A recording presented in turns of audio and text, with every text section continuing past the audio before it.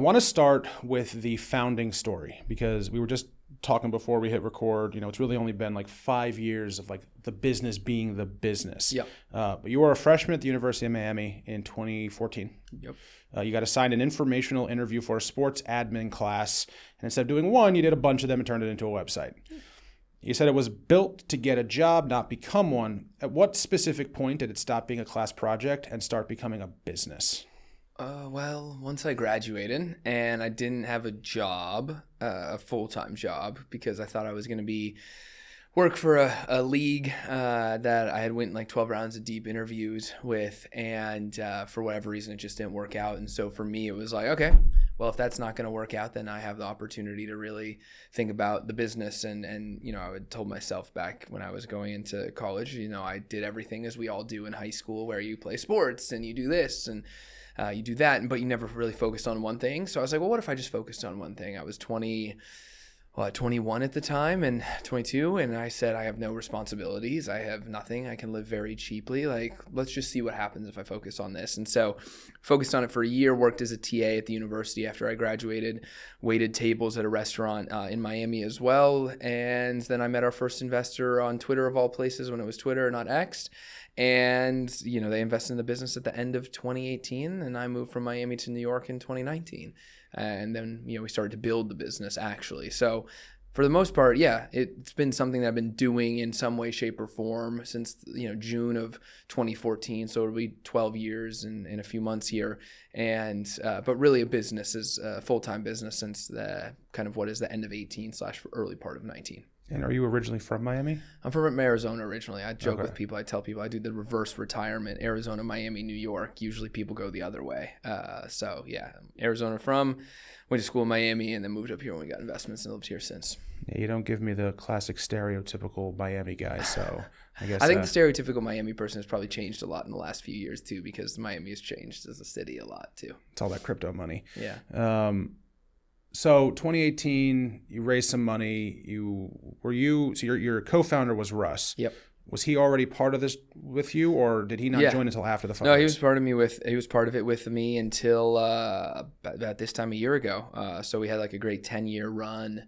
And so he was like the first person, really the only person. The way him and I got connected was over Facebook groups. There was a University of Miami Sports Administration Facebook group, and he and I put in there, hey, I'm working on this thing.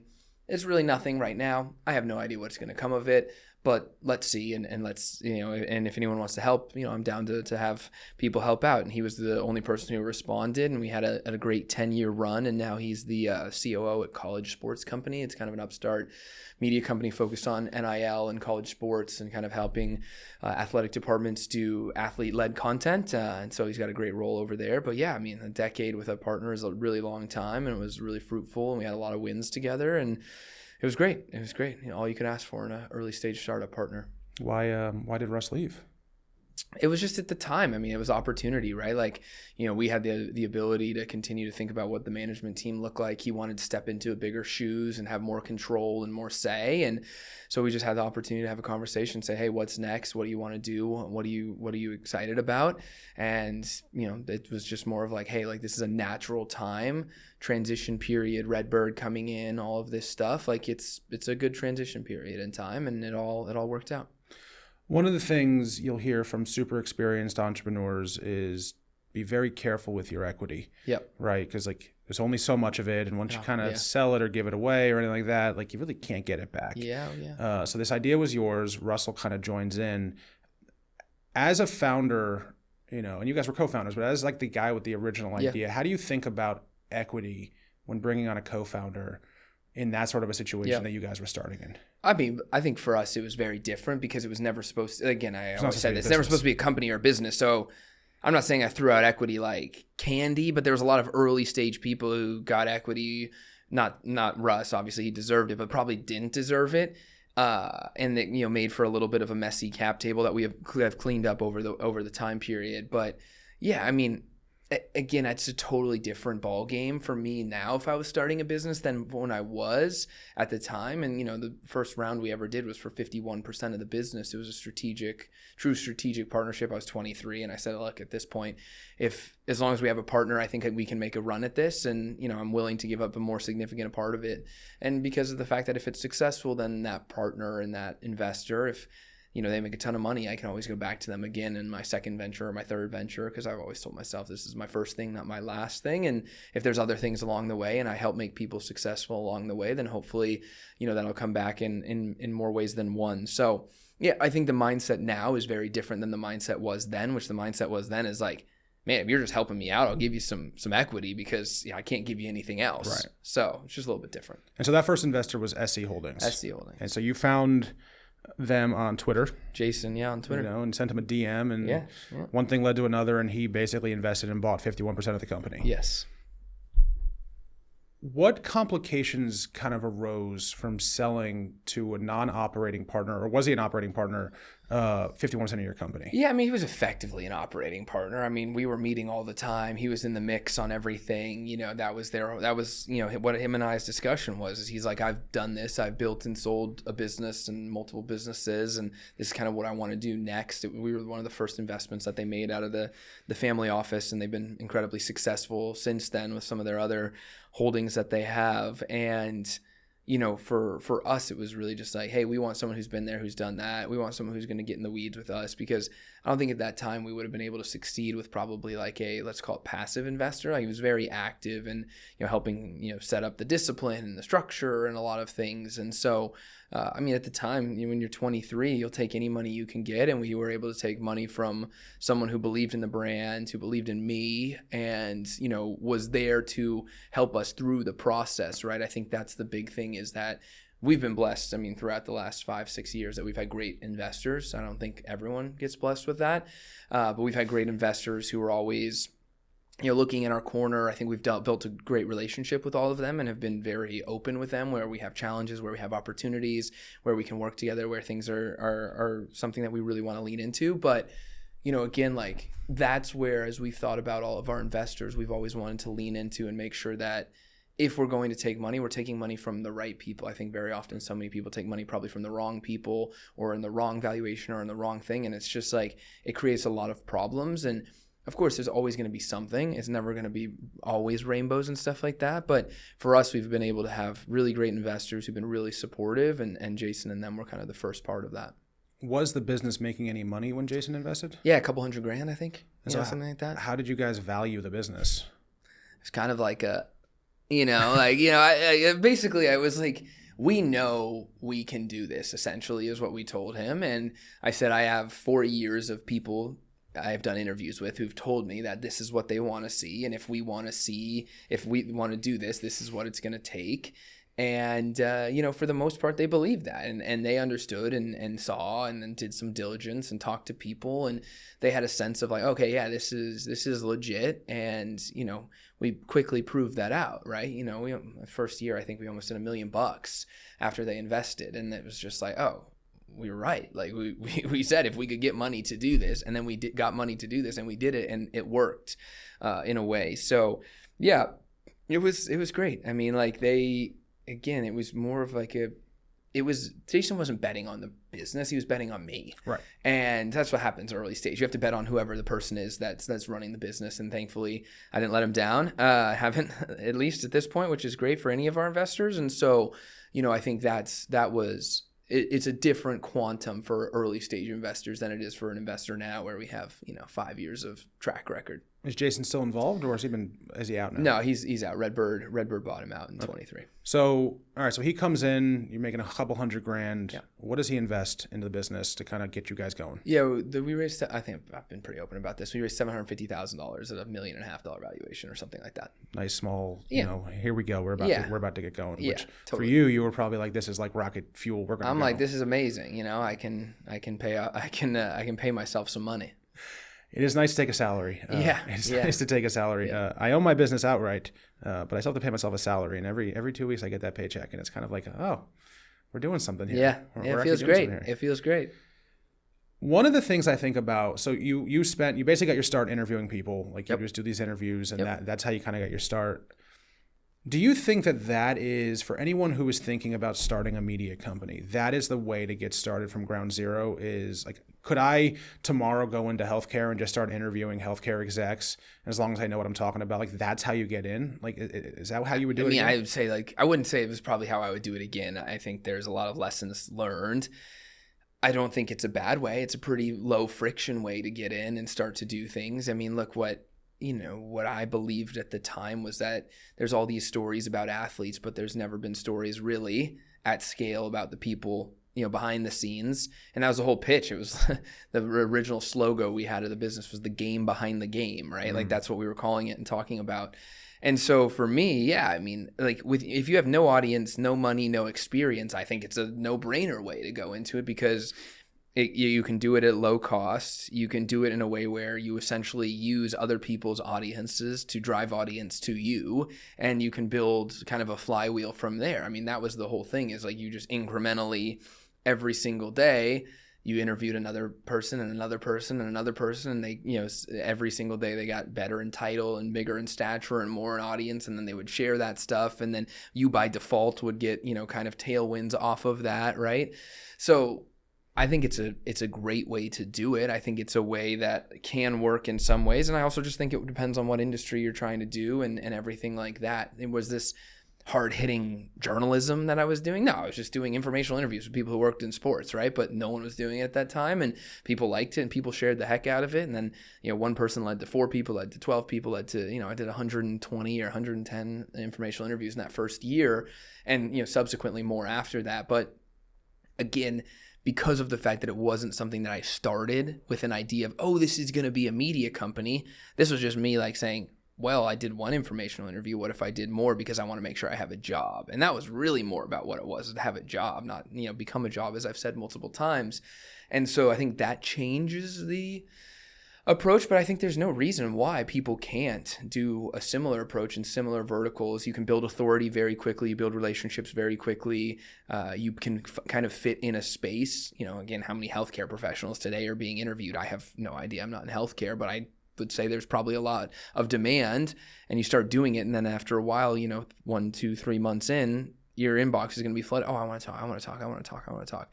So, I mean, as we all know, the one thing that people love to talk about is themselves, right? Mm-hmm. So if you can give people a platform to talk about themselves, whether it's to, promote something or show off experience or thought leadership or whatever, you'd have it, it's usually going to be in a good place. So yeah, I mean, I think it's certainly a tool of where I think new media or media in general can be, but would I do it the same way? I don't know. Well, so let's brainstorm for a second. Yeah. You're starting FOS all over again from scratch. How would you do it this time? How would I do it this time? I mean, I think I would have gone much harder on YouTube sooner and faster. I mean, that's a resourcing question, obviously. Video is a little bit different, but I think I would have gone much harder on YouTube and things. I think, I would have gone harder on the more visual consumer-facing platform. FOS is a totally different business today than it was when we started, right? Mm-hmm. So if we're talking about FOS today, like it would probably look a lot more of like the approach we have today, but probably a little bit more ratcheted up on some platforms. I would have leaned into, hiring the right people right away from a reporting standpoint. Again, this is like, how do you do it now for everything? And so I think I would have leaned into expertise, originality, video, right? I think that's, especially now, Google Zero, all the things that are happening, that's the only stuff that cuts through. Expertise, originality, stuff that you can't get anywhere else, right? And it doesn't matter what that stuff is, right? For some people, it's, really insider insight in the media business. For other people, it's, for us, it was, Skip Bayless and Stephen A are getting back together. And that's a huge story from a media standpoint, from a entertainment standpoint, a personality standpoint, all of this stuff. And so, luckily we did that early on and have continued to do that. So I think that's where I would start. And I think where people, if I was doing it again, and again, now content creation is so different than what it was, even 2 years ago, let alone when I was starting 12 years ago. I was banging away keys on trying to figure out a way to build a Wix website, right? And I can put that in Claude now and it'll build it for me, right? Or whatever it is. So I think and you have to really focus on the brand. I think specifically nowadays, brand is so important.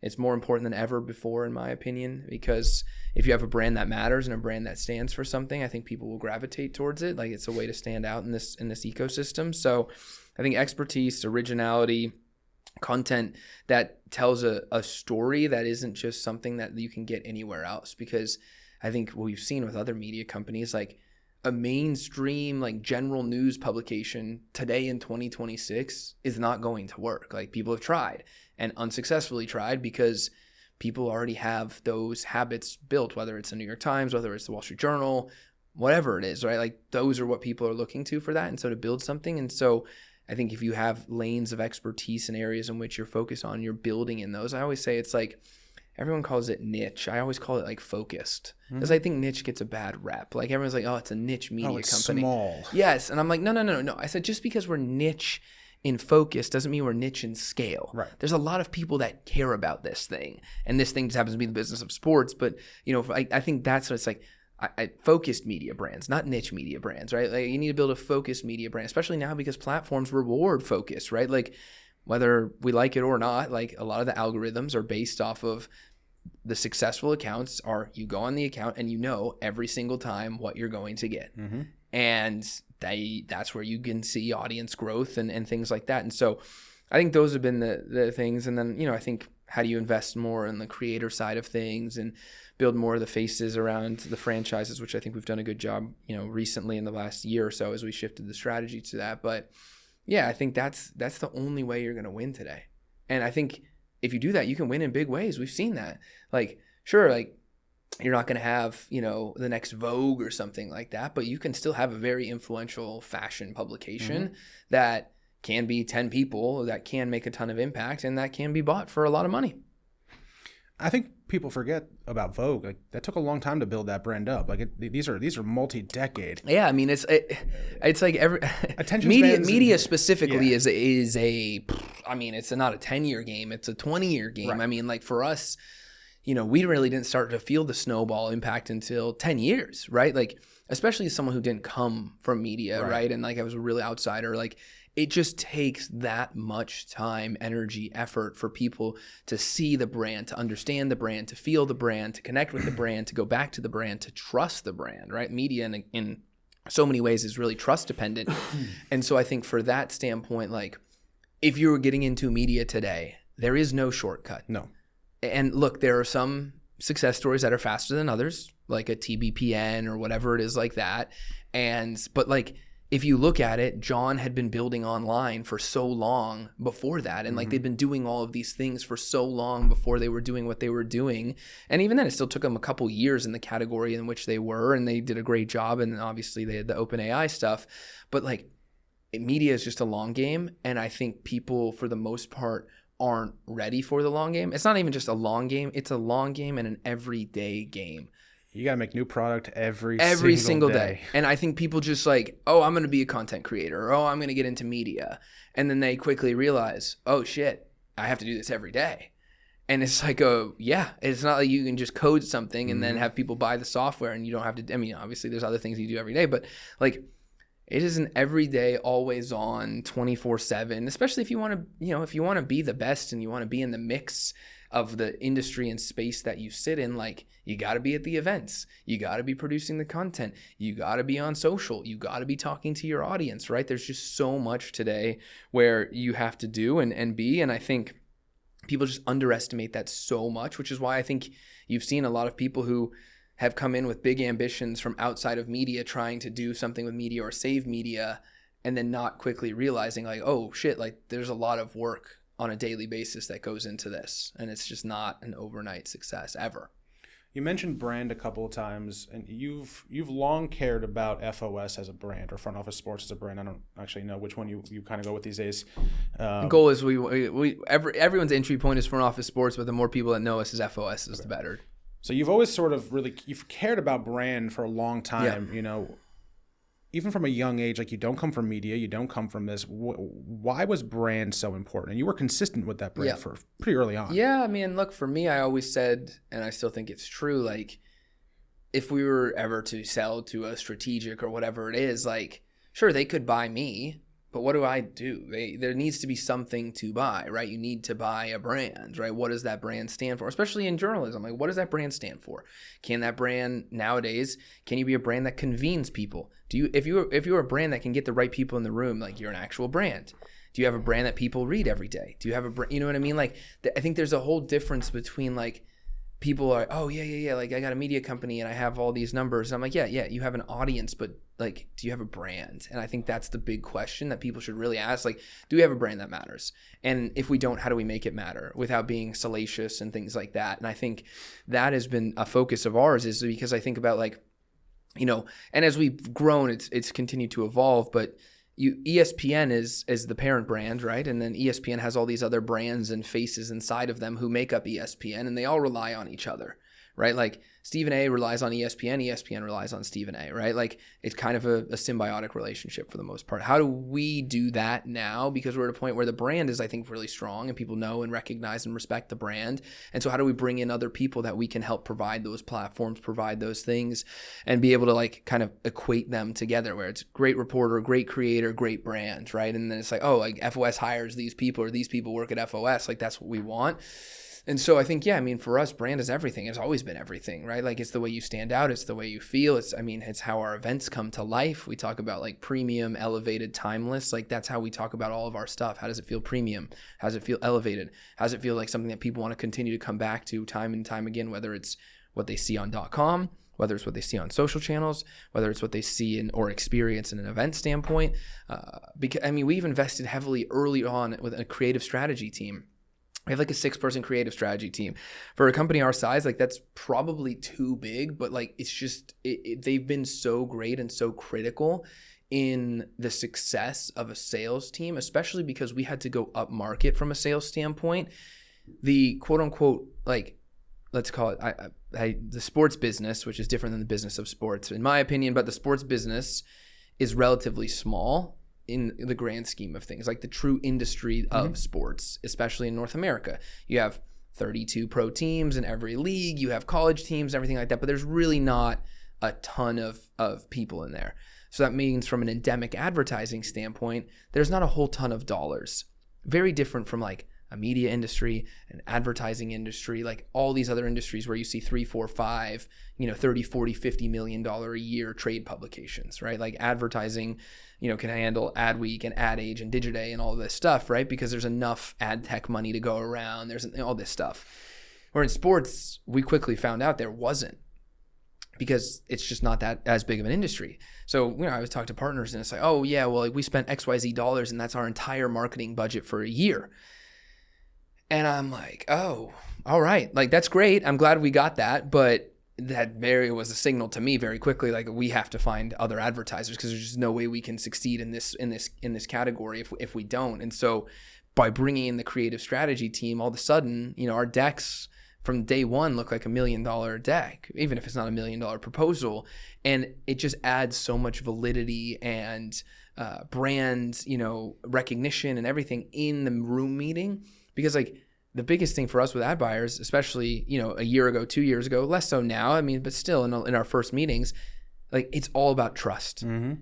The first deck they see, if they can say, oh, wow, this deck looks really good. Like if this is the deck they're putting in front of me, I can't imagine what the rest of the stuff they're going to do because this is the first time I'm talking to them. And so, again, like that is different for us from a media company standpoint because of where we play and the brands that we play in and who we're competing with from an advertising standpoint now. So we have to have that, but we invested in it early on. I think it's paid dividends. So you are probably the first person I ever heard use the word prosumer. That's what I like to hear. I like to hear that. I think I learned that word from you. All right, trademark it. Now everyone uses that word. Everyone loves the prosumer. Everyone loves the prosumer, which is this idea that you're not true B2B, right? Yeah. Which is like a sports business journal or maybe a Sportico or like that. But you're also not like a true consumer sports site. Because like you're not The Athletic or like that. You sit in the middle, right? Yep. When you introduced that concept to me, it was 5 years ago. Yep. I think that's when we did this first podcast. I think you were like my third guest. Yeah. It was the pandemic. I'm sitting in my bedroom on an uncomfortable chair. We all were. Yeah. Maybe it was 2020. Whatever. I don't know. It was early days of AMO.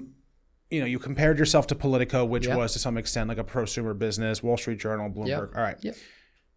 5 years, 6 years since we had that first interview, is that thesis true today for what FOS is? Yeah, I mean, I think undoubtedly. I think, if you looked at the way our business is, I would say 90% of our ad revenue comes from, let's call it, consumer-facing brands. Yes, they sit in areas where you wouldn't say necessarily they're consumer-facing, but like State Street, E-Trade, Morgan Stanley, these are major brands, right? They're advertising with us because our audience is 25 to 54, average age 39, elevated household income, white-collar workers in every major category of industry across the board. And, what really started to validate it was, in probably 2023-ish, we started to really go pretty heavy on LinkedIn.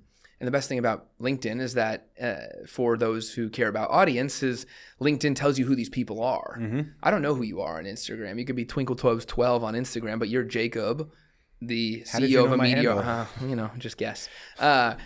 It's Jacob, the CEO of Media Operator on LinkedIn. I can see your following, and I can see, okay, this is who this guy is. And so, 2 or 3 years ago, we started to post pretty aggressively on that platform.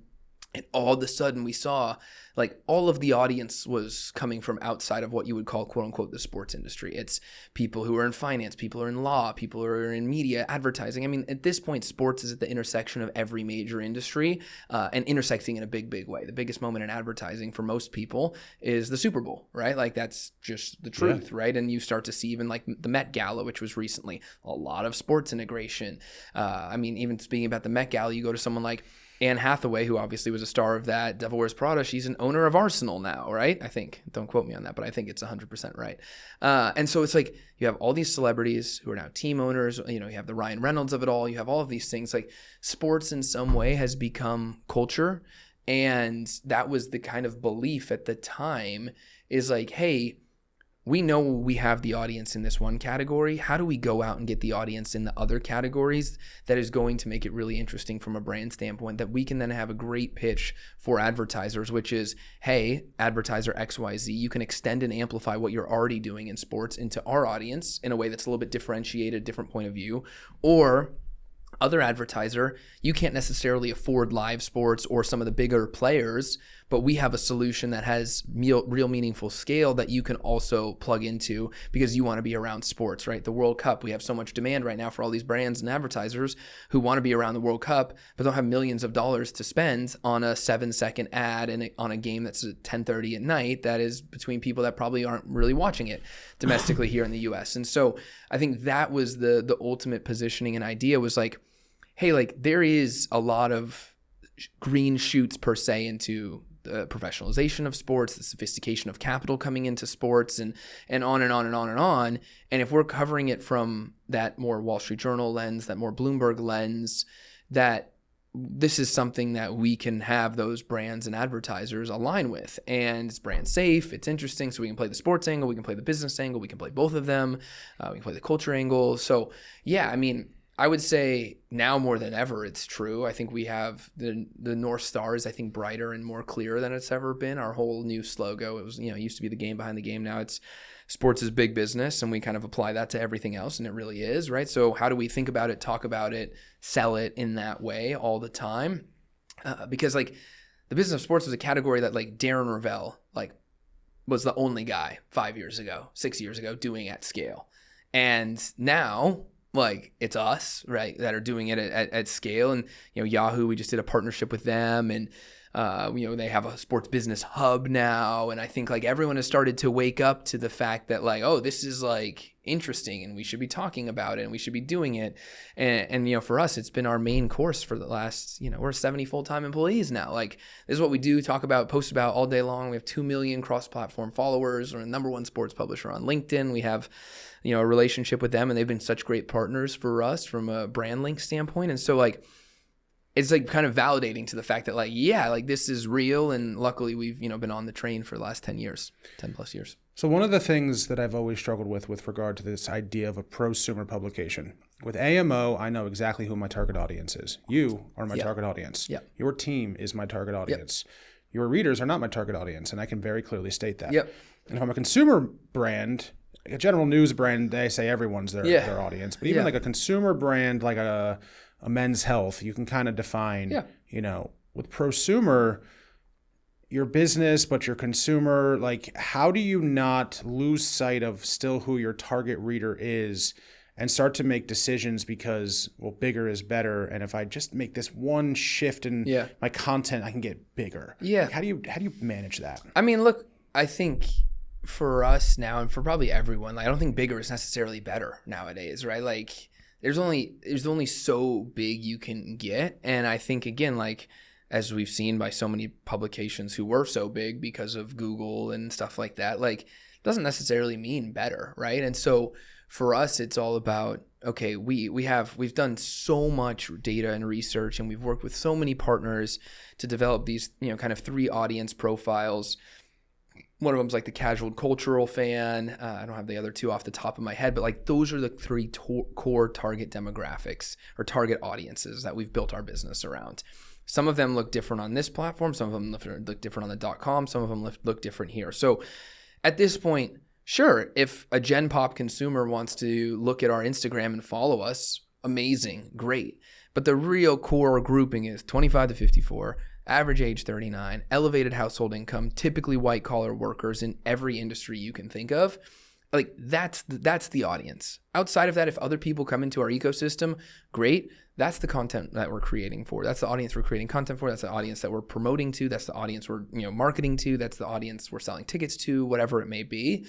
And so that's been the focus. It might be a little bit bigger, but we've narrowed it down to where it's like, okay, we have 3 very dedicated segments, and each of those audiences are served differently. Like we may have more of the casual cultured fan on like TikTok, but maybe we're executing TikTok differently and we're selling TikTok differently to a different type of brand, whereas our events are a little bit more heavy professional side of things, and we're talking to different brands about events and selling events differently. And so I think, look, luckily for us, we never built the business on like Google arbitrage or .com display inventory and things like that. We've always built the business on somewhat of a direct relationship with our audience, whether it was on platforms, which is not necessarily the most direct relationship, but you're still getting real audience data, or on the newsletter or in other ways at events. And so because of that, we've been able to say, okay, like this is a kind of general idea of who it is. Now let's go look at it and enrich the data with Epsilon, and let's go take a big audience survey and see what these things are and kind of segment it into, okay, these are three categories. Here's how we're approaching them. Here's how we're creating content for each of them. This is our kind of core audience. This is our growth audience. And this is kind of like the audience that will hit around these key moments. So you don't actually, to be a target reader of FOS, you don't have to work in sports, be tangentially related to sports. Like I am a target reader because I'm 37 years old. I make more money than the average person does. And you care about sports and business. About sports. Yeah, you care about money. And again, like, are you going to be an everyday reader? I don't know, right? But are there going to be headlines and things that interesting you because of the fact that you care about a team or whatever? Like, for example, we broke the news yesterday that Mark Cuban was the guy who funded Fernando Mendoza's NIL deal to come to. I keep hitting that. That's sorry. Okay. Mark Cuban was the guy who funded Fernando Mendoza's deal to come to Indiana. Like, that's an interesting business story. That's an interesting college story. There's probably college people who are reading that. There's probably people who are interested in Indiana who are reading that. There's probably just other people who are like, oh, Mark Cuban. I'm a Mark Cuban fan. Like, I want to read this, right? So, look, like, there we have a core audience, and we know what that core audience wants and what they consume, and they care about big numbers, big companies, big names, big headlines. Like, those are what they care about. And then there's things that are around the hoop where it's like, Ed Sheeran, who is an owner of a third division or second division English soccer team, they won, and I think they got promoted or something like that. And he was in the locker room singing with them, and they just happened to be singing his song.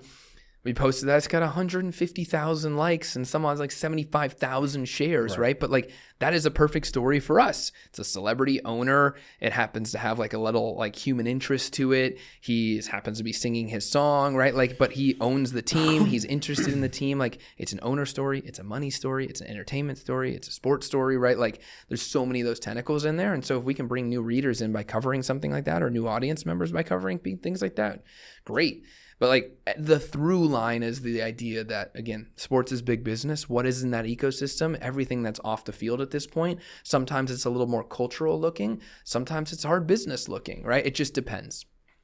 All right. So SC Holdings is your first investor. They sort of ride this with you for, 4 years, and then Crain comes in? Crain came in. Crain came in 2021, so it's 2 years. Okay. But Crain was just a small minority partner.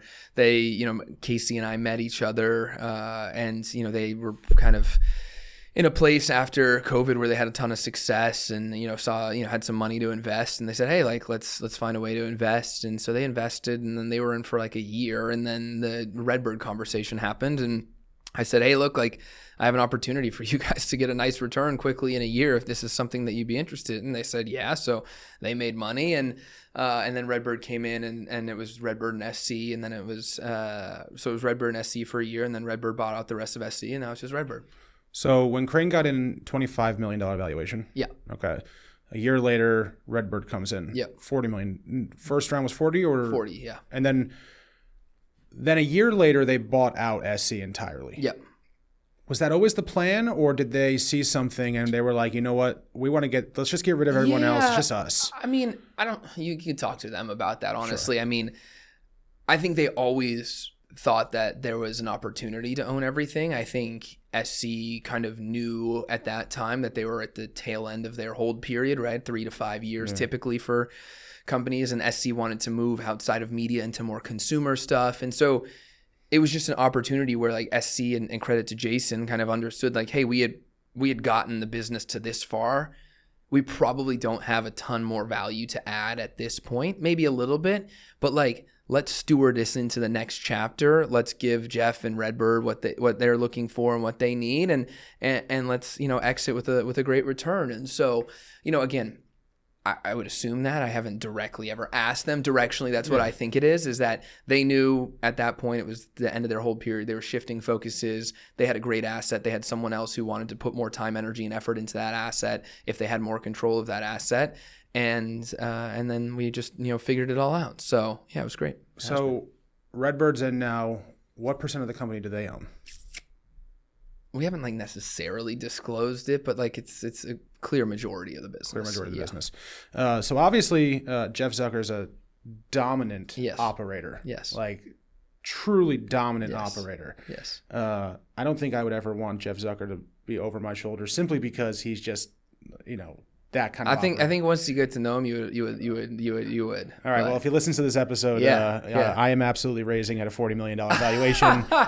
You heard it here first. I love it. How has his involvement tangibly changed how you run this business?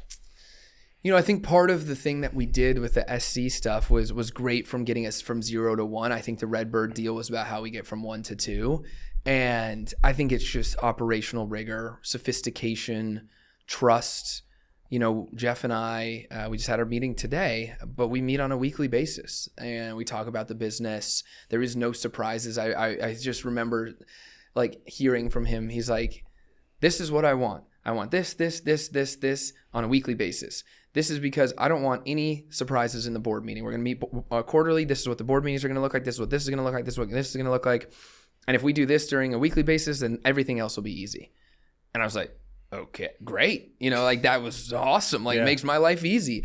And so I think it's just taught me so much about how to manage up. Mm-hmm. He's always been, again, like super supportive for us and has, leaned in where he needs to and leans out when he needs to, right? Like it's not like he's like pressing his finger on anything or anything like that, or in the weeds 24/7. Obviously he loves sports and he loves news and he loves media. And so like, I mean, realistically, I think we're blessed to have him and the RedBird IMI group as part of this, because we are far and away the smallest investment they have by like far from a pure sheer dollar amount standpoint. I think from a visibility side of things, you could argue that like we're probably one of the more visible, investments that Jeff has on the RedBird IMI side of things. That's the point with all media, right? Correct. Like our valuations never quite hit our reach. Yeah. And so I think that's been great. And just to be inside the ecosystem, to meet with the people, to learn from them, like the RedBirds, they've always said that, they incubate businesses, and they've been true part. I mean, the business has quadrupled almost essentially since they invested 3 years ago, right? Mm-hmm. And so like it's just like pretty ridiculous growth, especially at this time in the world, and what kind of last few years have looked like from a macroeconomic standpoint.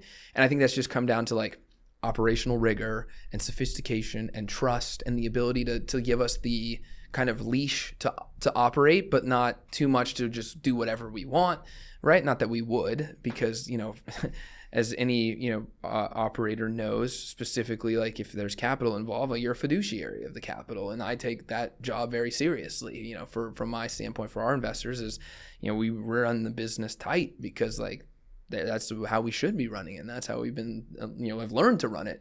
And so I just think for Jeff, it's just, the immediate validation we got, especially because someone like me, I'm not a media guy. Like I'm completely out. At this point, you're a media guy. At this point, I'm a media guy, but like I wasn't. Right. And the validation that's like, it's just kind of like every little thing helps, where it's like, okay, Jeff validated the business. Now XYZ brand validated the business. Then we signed the deal with the NFL, and the NFL validated the business, and and it's like all of those things build on the fact that you can go into an advertiser and say, hey guys, all of these people trust us, so you should trust us. Right. And our business today still is, everything basically, 99% of the business outside of some ticket sales, advertising supported or sponsorship supported. And so you look at it and you say, okay, if this is what we're going to do, we need the validation of these people, these brands, these leagues, to then tell those brands who are spending money like, oh, FOS is a place that I should be spending money because all of these other people. As much as I can tell them that, it's just like, a mom or dad thing. Like you go and ask your mom for something, and it goes that, go ask your dad. You know what I mean? It's just the same thing. And for us, like that was a huge unlock. But I can't say enough good things about the RedBird team, and I think they've been awesome. So RedBird Capital, which I think, so I guess the structure is like RedBird IMI is like RedBird IMI is a JV between RedBird and International Media Investments, which is the Abu Dhabi arm of, which is an Abu Dhabi media company. And then RedBird Capital, so they own a number of sports assets. Correct. Does any tension exist between like stuff that you might report on, which are their assets, and them owning it? Like no, like I mean, look, like, we've always had, and this is with everything, all of our partners, like the journalism comes first. Mm-hmm. There is no FOS brand without the newsroom, without the journalism, without the reporting that we've done. We don't have that. Like nothing else matters. Literally, not a single thing. And so, again, luckily, Jeff is a news guy. Jeff is a journalism guy. Mm-hmm. Jeff has been beating the drum ever since day one. More reporters, which is great. Like that's what we want. And so never, I don't think there's ever really been any tension because they understand the role that we play, and they know that if for whatever reason it was seen that we weren't reporting something or we weren't saying something because of their influence, that would immediately devalue the asset, right? Or it would change people's perspective of things. And so, yeah, there's never been any issues, which has been great. And they've always, been forthcoming about that stuff. And we've always been forthcoming about them. Like we work with them just like we would work with any other company that we cover. The reporters reach out, ask for comment, this, that, and, and then we're moving forward. So, again, I think that is the one big advantage of having someone who was a true media operator, pun intended, true media operator investing in the business. They get it. They understand the ebbs. They understand the flows. I think that's the one thing that like Jeff understands, the seasonality of advertising, like from an event standpoint, reporting, stories, this, that, like all of those things. Sure, have we broken stories that probably made people's lives harder? Yes, but like, that we're doing our job, right? And that's why they made the investment, and that was the calculus that they made along the way. So let's talk a little bit about the numbers. So in 2024, Brian Morrissey said that you guys were on track to hit $10 million in revenue that year. Yep. RedBird invested in 2023. Yep. You said you've quadrupled the business since then. Yeah. So where is revenue in 2026 projected? Yeah, I think we'll end up between 20 and 24. That's a great growth, man. Yeah. Yeah. Not bad for a couple $100,000, right? Not bad. Yeah. I mean, look, like it's, we have a ton of tailwinds, sports is big. Is big business, as we like to say, and it's only getting bigger. I mean, everyone talks about it. There's just an insatiable demand for sports. And now there's an insatiable demand for the off the field storylines. And because of that, I think, again, like the Yahoo thing is another validator to the market. Oh, if Yahoo, one of the largest consumer internet brands ever, is putting their thumb or their stamp of approval on the business of sports, like maybe I should really be looking at this more. And so, Yeah, I think we just that it's just been a great kind of story. The business has diversified a ton. Our revenue mix has gone from largely newsletter to more like actually diversified across the newsletter, social, branded content, events, all of this stuff, right? So I think that is because of what we've been able to do over the last 3 to 4 years. And I think that I don't think that there's no reason why the business can't be, $50-100 million business, in a few years based on what we're looking at and the opportunities that lie ahead. So yeah, I mean, they've been great partners and have been a catalyst for that growth, but also again, the tailwinds that we've seen and the fact that to bring it all back, the investment in the brand side of things, again, like a lot of people are trying to get into this space now for obvious reasons. And, what we have is 10, 12 years of brands, and audience. And, we had Mark Cuban in the office the other day. He's like, yeah, I read your newsletter every single day. Right. Which is great. And that's awesome. And it has for 5 years. Right. And I think like that's something where, again, like that's the one thing too in media, you just can't fake it anymore. You have to be a brand that matters to some people in some way, shape, or form. And if you don't, it will be very difficult to succeed. I think we've all seen the brands that have tried to blitz scale their way to this or that, and it's just so difficult. And I think, again, that we always knew the brand had this opportunity from a revenue side of things. We just always had to catch the commercial side up to the brand. And that's a good place to be. I would rather that versus like trying to catch the brand up to the commercial side. Depends on the day. But, for most part, the brand being where it is, it has allowed us now to really start to take meaningful strides. And especially as we moved up market from a revenue standpoint and an advertising standpoint, you now start dealing with brands, agencies, RFP cycles. You're not winning your first RFP cycle. The first RFP cycle takes 6 months. The second one takes 3 months. The second one takes a month. You're looking at a year just to crack into a brand. Well, now you have those brands, and then it just becomes a bit of a snowball. And so, last year we had, I don't know, maybe $1-2 million partners. This year we probably will have 5. And it's just because of the fact that we've gotten at bats and we've had these things, and now we're getting partners who are spending $1 million for a shot with us. Which never, has happened before, right? And so it just changes the quantum of all of that stuff.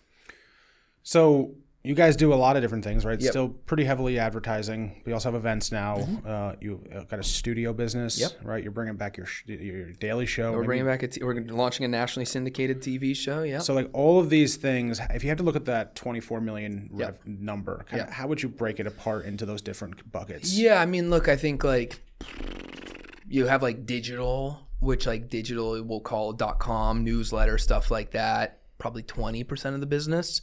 You have social, which is probably like another like 20% of the business. You have branded content, which is like 30% of the business. So it's kind of separate things. So that's 20, that's 70. And then the other 30 is like events, right? The show honestly was something that we've cooked up this year, so it wasn't even built into the budget, which is great. So that's all upside for us. And then so yeah, it's like 20% digital, 20% social, 30% branded content. And sometimes those fluctuate just depending on the quarter, and then 30% other, which is events and some other things that we have. So you've mentioned a couple times this Yahoo partnership. Yeah. What does this deal do for you? Is it a revenue driver? Is it just a validator? Does it drive traffic? It's a mix of everything. I mean, look, like again, for us, the more that our brand is out there, the better, right? Is it going to be something that, does a huge deal for us from a revenue standpoint? No, there's a revenue share component to it, yes, which is great, but I can always tell when things cut through when I have like my uncle or someone like that who may not go to our .com all the time, but is a avid MSN user. We're distributed through MSN, and he's like, oh, I saw Front Office Sports on MSN, and sends me a screenshot. Like, is there a quantifiable impact to that, to the business? Maybe, right? There's some levels of it, but like perception-wise, all of that stuff, then that is where it is. So, I mean, look, yeah, like there is a risk in some of these partnerships where you're distributing content on those platforms and you're not necessarily getting the audience, or you're not necessarily getting the first-party data or whatever it is like that. But the other side is a real opportunity where like our brand is now in spaces that it may not have been previously for people who, Yahoo Sports and Yahoo Finance. Like Yahoo Finance, the people who are reading Yahoo Finance are probably the people we want knowing what front office sports is. And if even there is a click back 1 or 2 or whatever it is back to our site and they get into our ecosystem, great, right? So I think it's a great partnership. I mean, that one is great. The LinkedIn one we did with them is great, where we can bring advertisers into LinkedIn for the first time in a real meaningful way. So that's been huge. And so, I mean, this whole year, the first part of this year is really about all of these strategic partnerships, whether it's on the league side of things, whether it's the distribution side of things, whether it's advertising focused. Because again, it just gives us more, kind of quivers in the bow, so to speak, that where we can go to advertisers, and where we'll go to advertisers now, where it's like, you can buy everything. By September, you can buy linear TV with us. You can buy targeted social with us. You can buy extensions on platforms you're already spending money with us, right? So there is going to be no friction at that point. And I think, again, that's how we take that next step. Yeah, you care about the story in the back office, you're going to want to spend with you guys anywhere. I would hope so, right? And even if they don't know that yet, like, it's our job to inform them as to why they should be. So I'm pulling some quotes from other interviews you've done, right? So you've said that FOS is, quote, solely focused on this idea of faces and franchises. Yes. You've cited ESPN as the model, right? Yes. And you said it before. ESPN is like this top model, and then you've got SportsCenter and First Look, First Take, and all that. How is that build out going for you at FOS with these faces and franchises? It's great. I mean, I think we spent a lot of time building a very strong parent brand. Yep. And that was purposeful. And now how do we find other people who can enhance that parent brand and who that parent brand can enhance, right? We had a reporter who came from the Chicago Sun-Times. Her name was Annie. She was great. And she came in, was our women's sports reporter, went from a local kind of space to a national space with us. And, was breaking news left and right. Like, she was adding a ton of value to our brand. And I think we were adding a ton of value to her by giving her a national platform to break big news, break big scoops. And all of a sudden, Annie went from someone who was covering the Chicago Sky to someone, holy shit, is breaking all these news, and then eventually broke the WNBA CBA news with us. We were the first one. I mean, that just doesn't happen, right? And so we were the first ones to do that. And look, like, she actually just got hired by The Athletic and is there, and is now there's I think either their top 1 or 2 national WNBA reporters or women's basketball reporters. That is an ideal scenario, right? Like, obviously we didn't want to lose her in a way, but like, if that's what's happening, that means what we're doing is working for whoever is working for us. And so how do we do that, and replicate that over? And again, I would love to keep these people, but life is life, and we can't, she had a great run here. It was mutually beneficial for everyone involved. How do we find the next Annie or the next XYZ person? And so I think, yes, the faces and franchises, because like, you look at all these things and you think, okay, again, back to the ESPN example, like College Game Day, great franchise. Home Depot owns that franchise.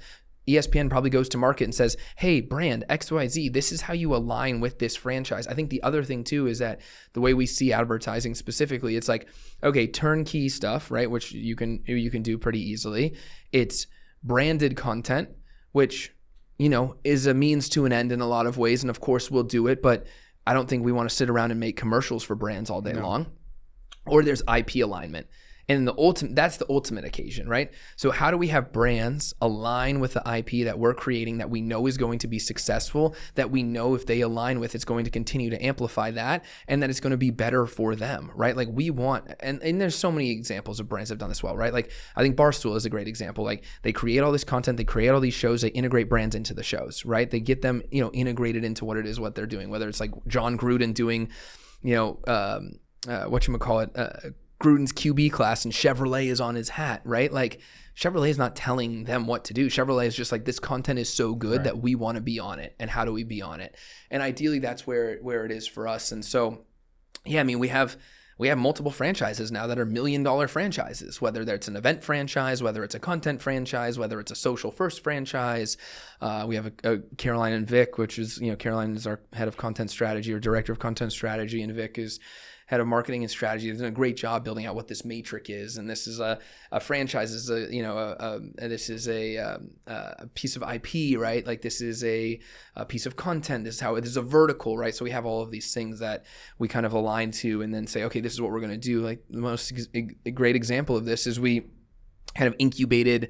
We always knew that people care deeply about stadium food, and we kind of incubated it internally on the main kind of front office sports social handles, like, posting about stadium food. And after a while, we're like, okay, this stuff is overperforming by a large margin. So like, well, let's just create a franchise around stadium food. And so that's Stadium Eats.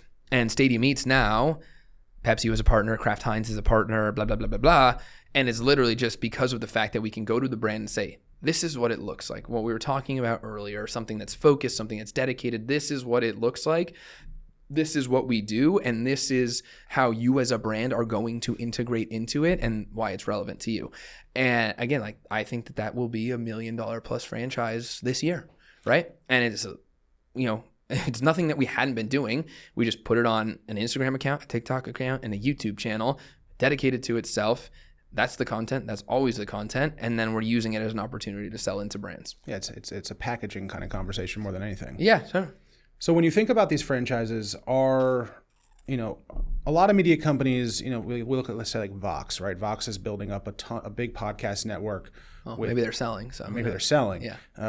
Apparently the rumor yesterday or whenever we're recording this was Murdoch, James Murdoch's going to buy that. We'll see. By the time this episode comes out, there might be 10 other buyers. Yeah, right. It might be old news. So that model is very much like a personality-led. Yeah. Like their biggest show, I think, is Scott Galloway and Kara Swisher stuff. Yeah. Well, if Kara disappears, she decides there's inherent risk. There's risk there. Yeah. Are your franchises not quite that same way? Like, can a person leave and you'll be okay? I mean, it depends. I think there's a level to that, right? I think, yes, one would say yes, that we have built the franchises to where people could leave. Time will tell, right? Like I think today, like we have multiple faces who play a role in Stadium Eats, whether it's reporters who happen to be on the ground at events, whether it's our creators like Daryl, who's done a great job and has kind of been like the spearhead face of that. So ideally, yes, right? Like that's what we want. And hopefully that's the case. But, again, like you just have to plan for it now, as I'm sure Vox has planned for it. Like you got to make sure that you have enough things in place that if Kara was to leave, you either have someone next up or you have something else, or, you can reallocate that spend to other creators who can kind of fill that gap. So you've mentioned a couple times the events business, which is still a pretty small from a revenue perspective part, but you've got $4 million this year. $4 million. So you've got some pretty cool products, right? You've got like Huddle in the Hamptons, which is like this cool concept. You've got Tuned In, Asset Class. When at Tuned In, you've got the nice thing. I sometimes compare our events. Yeah. And one thing that I find about the show we do, besides the fact we do it at the exact same venue. I think we did it there first, to be fair. No, I'm just kidding. You might have done it there first. I don't know. I think like a month. I think by a month is when you did it. Is like you get absolutely rock star people to speak at these events, right? You've had Adam Silver, who I have some negative thoughts about him only because of tanking and all that. Rob Manfred, Stephen A. Smith. Like these are legit people. Talk about the event strategy. Like, how are you getting these folks? Like, how do the events kind of fit into the portfolio? Like, what's their purpose? Yeah. I mean, they're a physical manifestation of the brand, right? And also they are, if you're, the smart media company nowadays, they're a content opportunity, right? They're more of a content opportunity really than they are purely an event side of things. Yeah, they're an event opportunity where we can bring people together and curate rooms and stuff like that. But for us, like we have events like Tuned In and Asset Class are like our quote unquote news making events. Like the focus of those events are to interview people who will make news. Mm-hmm. Like that's pretty self-explanatory. So we bring people in like Adam Silver, Rob Manfred, you mentioned it, Jimmy Pitaro, Eric Shanks. Like it was a sick lineup last year, and I think it's going to be similarly this year. And like the goal is to have like a legitimate conversation. And we actually were on with sponsors earlier today, and it's like in those cases we have no sponsored sessions. There's sponsored integrations, but no sponsored sessions because one, it just kind of takes the air out of the room. Yeah. And two, like people are there to see things and hear things that they aren't going to hear in other places. Like that is the one thing too, is there's so many events now Events make money. Events are great. Like, I mean, there's just a dearth of events wherever you go. And so it's like, how does our event stand out in the other event category and space? And it's like, for us, it's all of the stuff that we know from a journalism standpoint. It's big news, it's big names, it's big companies, it's, you know, it's big headlines. It's like, that's the stuff that moves the needle. So how do we get those people in a room? Luckily, we've built a brand that people trust and want to speak to because they know what the platform is going to, I mean, that's the pitch too. It's like, hey, XYZ brand, you're going to be in this room with 500 people. And oh, by the way, it's going to be live streamed and we're going to have all these social clips and it's probably going to be seen by millions of people, right? Yeah, okay, great. Like, that's something that we want. On the flip side, we have other stuff like Huddle in the Hamptons, Breakfast Ball, which are more like, are very less so focused on making news and are more so focused on community, are more focused on opportunity, are more focused on commercial side of things. How do we, you know, bring brands into the ecosystem that's a little more, you know, maybe integrated, that's separate from how we do the news making events, right? And the news making events are essentially franchises that are built around the faces, right? Tuned In is our media vertical. Tuned In has a newsletter and Tuned In has an event. And we execute it on social too. Asset Class is our finance vertical. Asset Class has a newsletter. Asset Class has an event. Ideally, we do that across every industry and vertical, but you know, that comes as we get more, if we have more success from a business standpoint. So yeah, I mean, look, like for us, like we want people to come. I think what happens is people come to our event and they're like, oh, that person reads you? Mm-hmm. I didn't know that person. I read you. That, oh, whoa, I didn't know that, right? And I think like that is like what it is like a true eye opener for a lot of people who may not be as intimately familiar with the audience like we are, is that they get a sense of like, oh, if these people are in the room, then I should be in the room. Or if this person's speaking at the event, then I should speak at the event, right? And like, look, it took time. That was our second year.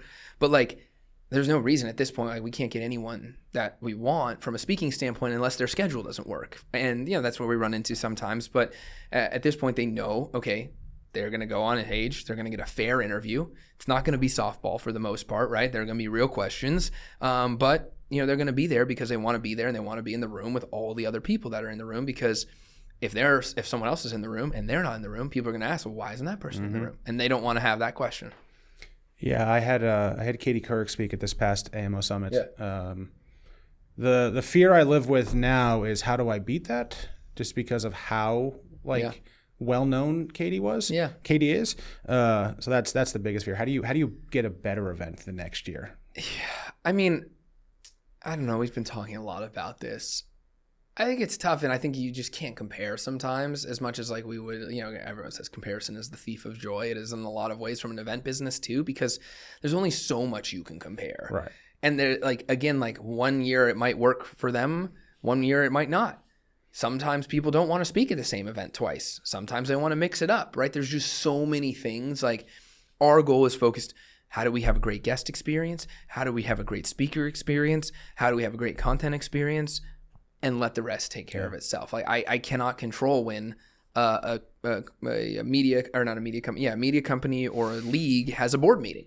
It just is what it is. It just is what it is. So like, yeah, if someone has a board meeting and can't make it, it's not an indictment on us or the event. It's just the fact that like, that's just how the cookie crumbled that way. But then, okay, how do we get them involved in other events, right? So yeah, I think for us now, it's like, how do we build an event, a room that matters, an event that matters, and then like we want to have the people that matter in those spaces. And so I think for us, that's what we're focused on. And I think it's tough. Like we think about it all the time. Like last year was a great event, and how do we top it? I think there's little things you can tweak. How do we make it better from a guest experience standpoint? How do we make it better from speaker experience? Do we add a dinner? There's things like that where you can kind of level it up a little bit. But again, sometimes the cookie crumbles and it's like these people just can't speak, and it's nothing against us. So in September 2025, you announced that content partnership with the NFL, which is something you've mentioned a couple times. Yep. You guys pay the NFL for access to IP, logos, and behind-the-scenes access. Talk about why. Talk about a little bit about why that mattered. Yep. What did you have to pay, and how these deals come together? Yeah, I mean, look, it matters because, again, we talked about this multiple times, validation side of things, right? Like, the NFL is the biggest sports league in North America and arguably the world. Depends on who you ask, but certainly in North America. I think FIFA would disagree with you. Yeah, it depends on who you ask. But them saying front office sports is a worthy publisher to use our logos and our IP and have access and create content and do that stuff sends a signal that we couldn't signal, without, right? And it's just so, I think it was really, and for them, it's smart because like you can look around and see their other content partners and it's like Betches or something else. And it's like, hey, here's all the audience categories where we want to find more audience and that we can do that. And again, for us, like editorially, no impact on that. We've always talked about that, totally separate sides of the house. But like, as we moved up market with brands are like, hey, if you want to do stuff around the NFL, we need you to have this because we want to use our marks and IP, US Bank, Pepsi, whatever it is. Like, probably we're not going to get them to spend money with us if they can't activate their marks and IP that they already pay for in a much larger way. And so like, that's the fundamental value exchange here is that, we come in, we say, hey, here's this, you're going to give us this, and we can go to advertisers now and say, hey, Pepsi, hey, this, hey, that, hey, whatever it is, we have access to marks and IP. If we shoot content at these places, we can include marks and IP. We don't have to go around things. We don't have to do this, that, and the other. And everybody wins. We create content. They make money. We make money. Great, right? And so I think like that's the stuff where it is a product of the fact that we've had so many conversations with advertisers and so many of the sports endemic advertisers at scale, not like the trade endemic advertisers, but the like Anheuser-Busch's of the world and things like that. A large majority of their advertising spend is tied up with their leagues and their contractual spend.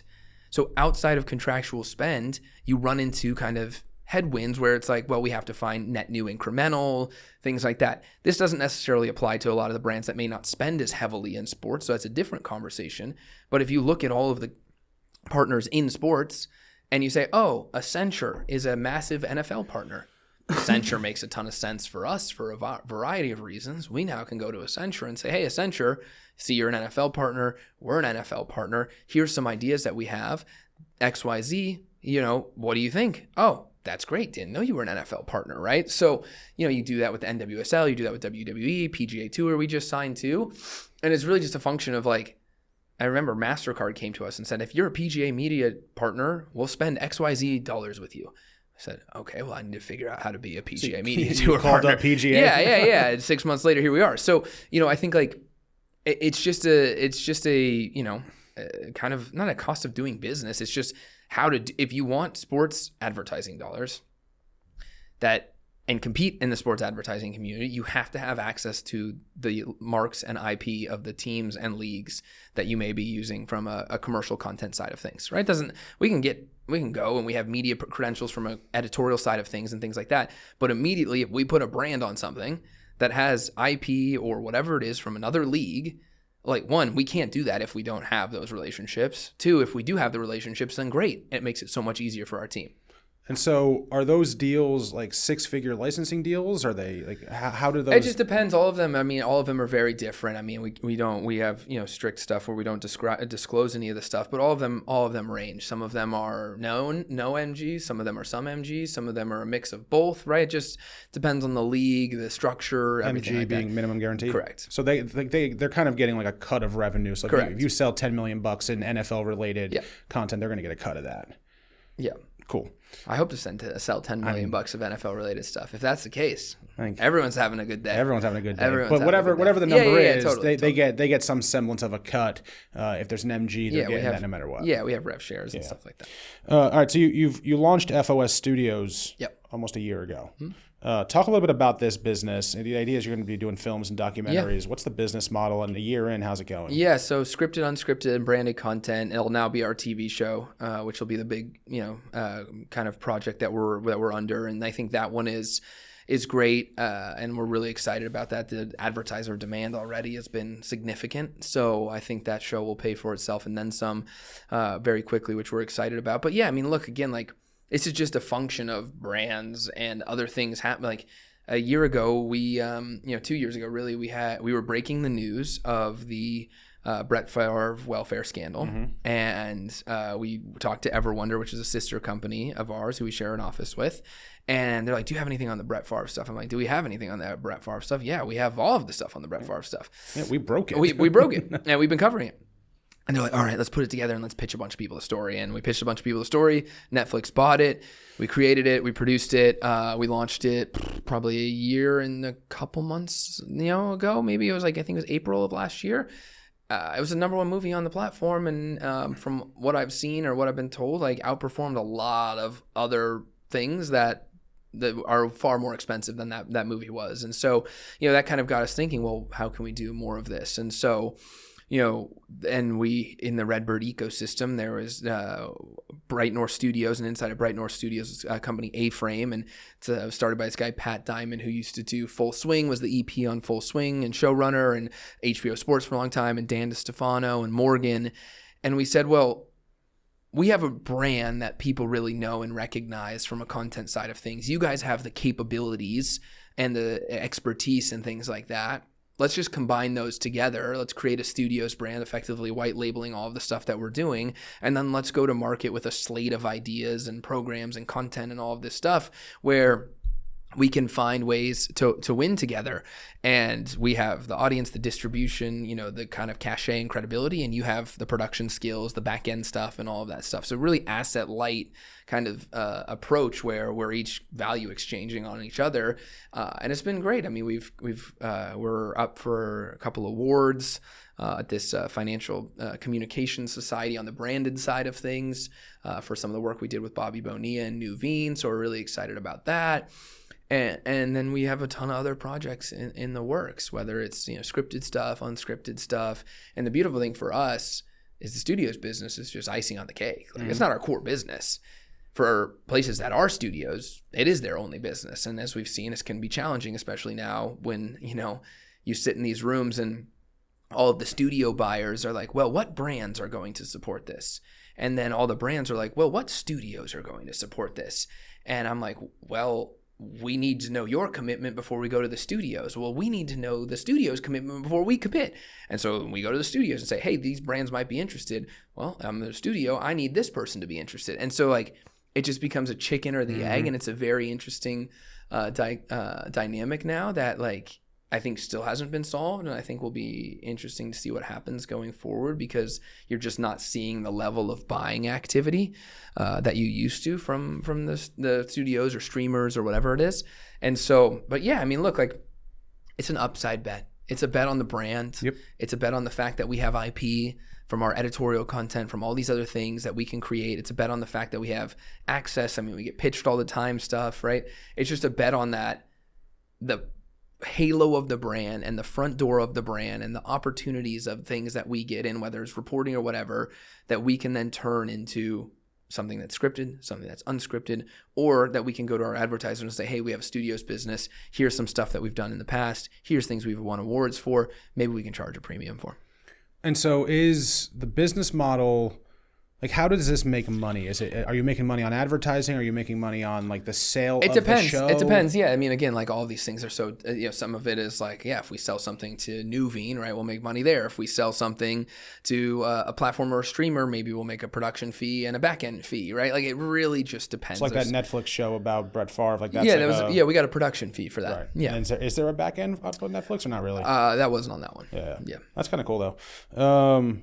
Not bad for starting this as interviews, and now you hear why you got shows on Netflix. Yeah, I mean, is that an oh shit moment for you? You wake up and you're like, holy crap, my show's on Netflix. Yeah, well, it was. I mean, again, it's just another validating thing, right? Of again, all of these things were oh, okay, we can be on Netflix. Shit, we can do anything. And so, yeah, I think it was. Was it as much as probably in the moment? No, but yeah, it certainly is. You think back at the things where oh wow, this is legit. It's that was legit. And us again, Netflix validating us opens the conversation to every other platform. Just like if one auto brand advertises with you, you can go to every other auto brand and say, hey, this brand advertises with us. Here's what we did. Here's what we can do for you. It's the same thing. So 99% of your money comes from the marketer, if you will. Most publishers at this point are trying to figure out how to either get reader revenue from subscriptions or, like for me, half my Summit revenue comes from tickets, right? You experimented with paid subscriptions at one point, I think, and then pulled back. Yeah, we tried. It was like a platform we tried to build far too early. Yeah. We saw some actually early good green shoots, like legit people subscribing. We're staffing it with one person. Right. It was like a post-COVID experiment, this, that, and the other. We were trying. I mean, we've done so many experiments that we tried to fucking launch like 12 different sports newsletters at one point and be like a sports newsletter ecosystem. And yeah, again, but like you got to try. And I think that's the other thing too, is like, so many people, the bad thing about media is that it's so front facing and people see everything. I always joke that like working in media is like working out naked. Like everyone sees all your blemishes. But the nice thing about that is they also see the fact that you're getting better and you're getting stronger and you're making improvements, and they appreciate that, right? And so, you know, for us, it's like, I do think that's one of the pitfalls of media is that people don't test enough stuff because they don't want to have the story that comes out that was like, oh, I tested this, but it failed. You know what I mean? Like, yeah, we've done so much stuff. I mean, we had an awards business. We don't have an awards business anymore. We had a platform pro business that was way understaffed. Josh told us some good things, but we pulled back. You know, like it's just, you got to try these things and see what sticks and what doesn't. And some things may stick. Like our awards business used to be a big part of our advertising business. Now it was, but now it's not. So it's like, why are we doing this? Right. Like it doesn't make sense for a couple $100,000 a year. Is free sustainable forever? I don't see why not. I mean, I think certainly, I think if you run the business effectively and correctly, I think why not? I think free is a differentiator. Like that's the other thing too, is like everything today you go, there's friction, paywall, there's friction, this, friction, that, friction, that. So like, for us, if we don't need to have that, and I'm not saying we won't ever have that, but like at least in the near future, in the next 18 to 24 months, I can't imagine us having that, because again, like the business of sports is still a net new category. So for us to wall that off to audiences right now, I just don't think is the right strategy, because so many people are coming into this space, engaging it for the first time, this, that, and the other. Like some guy randomly the other day like tweeted about like, oh, I just came across FOS. I feel like I'm late to the party, but like these guys are awesome. Like if we were paywalled, maybe that guy didn't come into the ecosystem and maybe we would never have a fan. And now he's telling his people about it. And, you know, we DM'd and then I told him, I said, come and get some merch, and like, we're going to hook him up with some merch. But like, I don't know if that guy would have found us. And so for us, like, yeah, I mean, maybe. But also, again, like the infrastructure that comes with it, the team that you need, the platform that you need. Yeah, of course, you can do other things, and there's self-service platforms, and there's Substacks, and there's all this stuff. But like at scale, as like a legitimate media company, like we would probably need to invest $2, $3, $4 million just in, you know, making sure we have the right product, making sure we have the right audience team, making sure we have the right marketing, you know what I mean? Like all of these things. Whereas like, why not just keep it free? And like for right now, knock on wood, the advertising business is continuing to grow, and it's relatively resistant to a lot of the things. Certainly there's been some ebbs and flows, but there's no reason why we can't still, in my opinion, have a long runway of free content, especially now when, like I said, free is a differentiator. Is FOS profitable? We will be this year, nicely. Yeah? It'll be great. Yeah. What is nicely? What is nicely? Couple mil. Yeah. That'd be sweet, dude. That'd be sweet. This is the first time you'd be profitable? Yeah, we break even last year. Yeah. That's awesome, dude. So we've talked about all the different aspects of the business. You know, 2024, you were looking to hit 10 million, 24 million this year. You know, if you guys do your job right. It's always is couched on if we do our job right. We're not even halfway through the year. We're not even halfway through the year, but we're in a good place. You hit that, you're gonna make a couple $1 million in profit, which you know, maybe your board meeting will be fun that time. What should we expect to see from FOS over the next few years?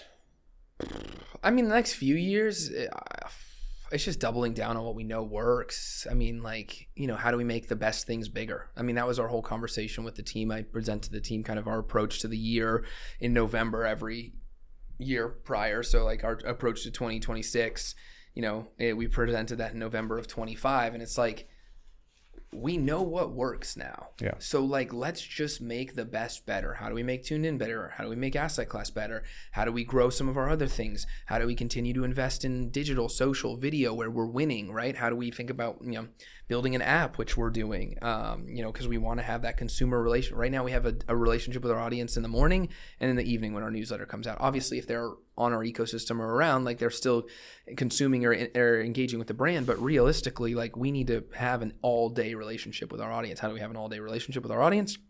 How do we build other products where we can reach net new audiences, the TV show, everything like that? You have a upside down pyramid and you start to think about where the layers of the funnel, and of those layers of the funnel, which ones do we have things for and which ones do we not have things for?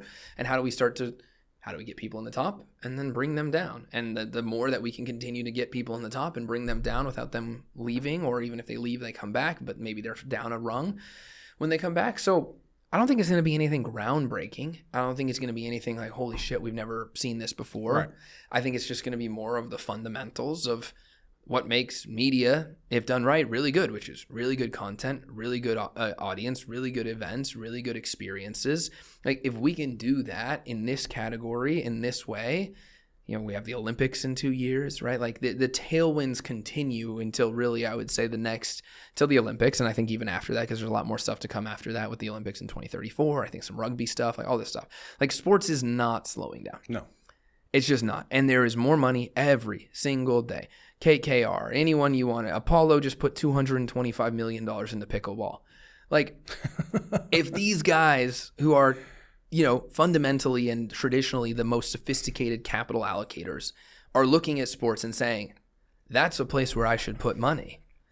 Well, then, okay, great. Like, then we should put money, right? Like, you know what I mean? So I think like that's the approach. It's just how do we make the best stuff bigger? How do we, continue to find ways to integrate more people, more reporters, more talent? We kind of have the foundational operations side of things in place. We need a few things that still are in works, but you can run a pretty successful media company in a way that you don't have a ton of people, but you have the right people. And I think that's the core thing, is how do we find more of the right people to put into the ecosystem that we've built to then have success? Because I think that's the ultimate indicator of the health of the brand, is that people, like we talked about earlier, who can come into the brand, who maybe some people know, but are maybe a bit more unknown, have a ton of success, and then either we build with or they go on to have more success somewhere else. So RedBird IMI, private equity, this will be 3 years in 3 October. years. Yeah. At some point, they're going to sell you. Some point. Is there a roadmap to that? I mean, there's a roadmap to everything. It just depends on who calls and when, right? Like, look, for us, it's focused on how do we can just continue to execute against the business. I think this is the one thing that Jason always told me. And it's like, if you build a great product, everything will take care of itself. Mm-hmm. Like, don't worry about it, right? Just build a great product. And I think that's what RedBird is focused on, and everything is focused on. We make these announcements. We do these things. People call us all the time, right? Like, anyone you can think of, imagine, hey, what's going on? What are you guys doing? What, blah, blah, blah, blah, I would like to talk. We'd like, you know what I mean? Like, so like, I there's probably been like 20 inquiries in some way, shape, or form over the last, let's call it 12 months. Are we ready to sell? It's going to have to be the right number, and it's going to have to be the right buyer. I think that's the whole thing too, is like, we've been so focused on the right investor. And luckily, we've got lucky with those people in SC and in Crain and in RedBird and things like that. Like, the next buyer has to be the right buyer, or the buyer has to be the right buyer, right? It has to be someone who's going to invest in the platform. It has to have someone who's probably going to have an infrastructure in place. It's going to have to be someone who's like sees this as a growth opportunity for them and maybe fills a hole that they don't have, right? Because like that's really important, because again, like, what's the worth of spending the last decade plus of a life doing this and then going to a place where the brand just like fizzles? Yeah. Like, that to me is not worth it, right? Like, no matter whatever money there is, like the ultimate outcome is that someone buys it and that the brand can be bigger, better, stronger forever, right? Like that's the goal, right? Like, how do we build the brand of Front Office Sports into something that in 10, 15, 20 years, even if I'm not around or whoever's not around, it's still breaking news, it's still known as the space, it's still having great events, it's still doing that stuff. And like, that's where the buyer needs to be. And so, Yeah. I mean, look, like the product is in a great place. The audience is in a great place. We're growing double digits on a revenue standpoint. We already talked about more, high double digits. We're growing mid double digits on an audience standpoint. So like it has to be something where it's like, okay, this is the right buyer at the right price and the right opportunity. So at the top of the show, you made this comment that one of the reasons you're okay with the fact that you gave up a large chunk of equity when SC invested was if you make them money, they'll be there for your next thing. 12 years in, you're still doing the same thing. Theoretically, someone buys you guys, you're going to have to stick around there. Is there a point where you go, like, I'm done?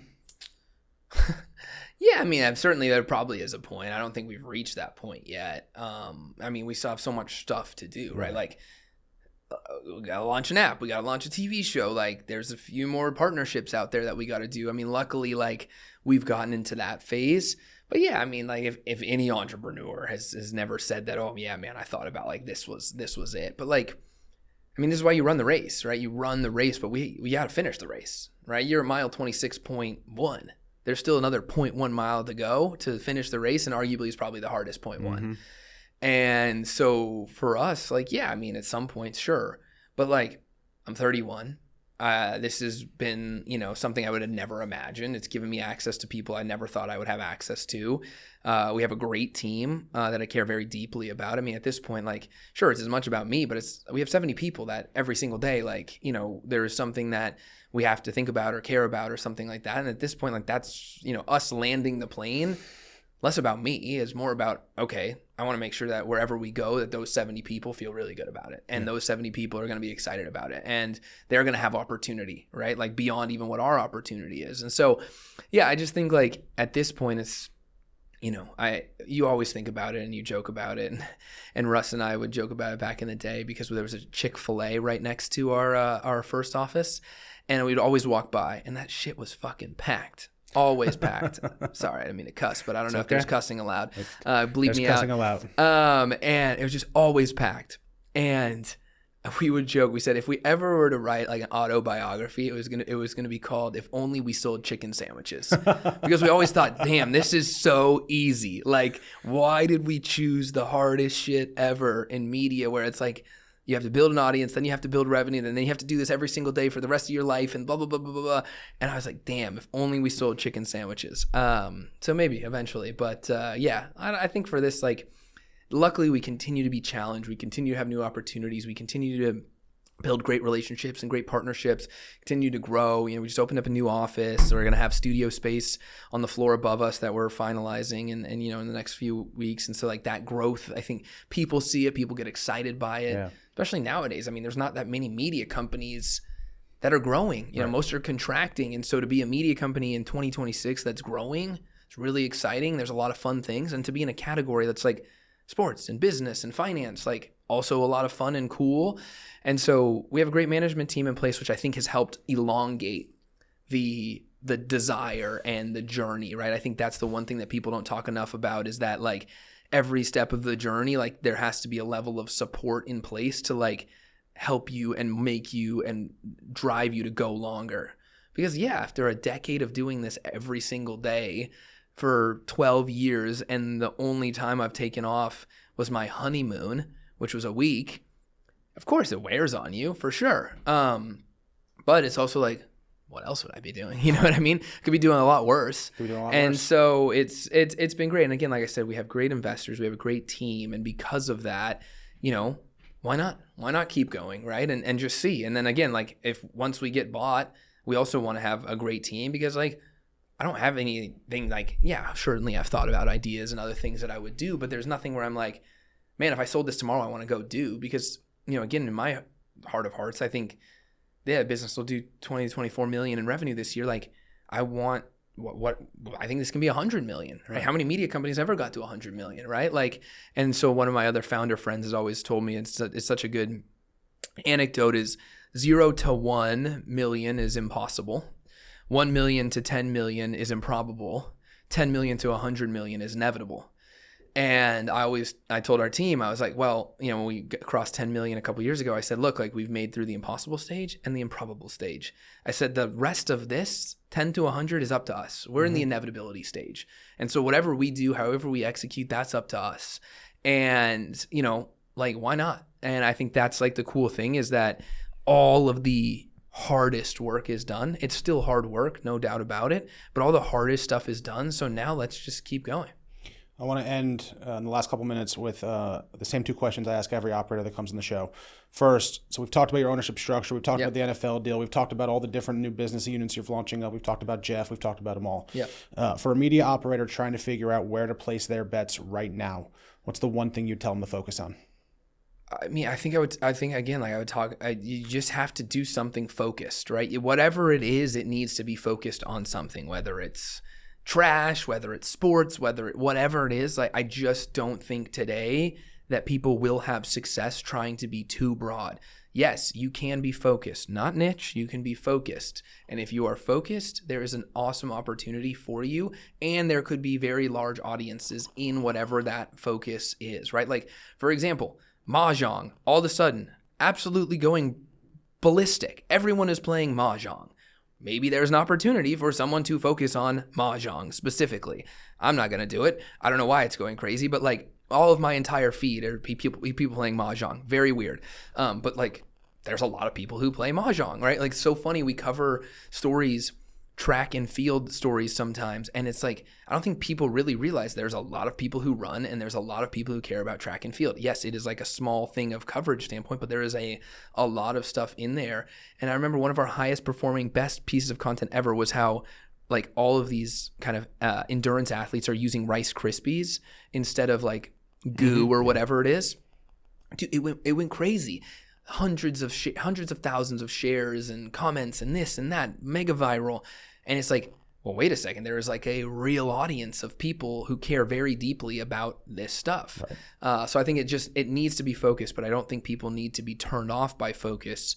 I think they need to understand that focus, yes, may seem small in the beginning, but there is a huge world out there, and there is a lot of people that care about things that, you know, people may not be caring about from a gen pop or a broadly, you know, more mass media standpoint. I've always said that niche is the future of scale. So just don't call it niche. We'll work on that. We need to adjust it. It's okay. I appreciate it. I appreciate that. All right, second question. The last one is, what is something that you are absolutely obsessed with right now? It could be personal, professional, something you're just absolutely obsessed with. Absolutely obsessed with. Oh my, interesting.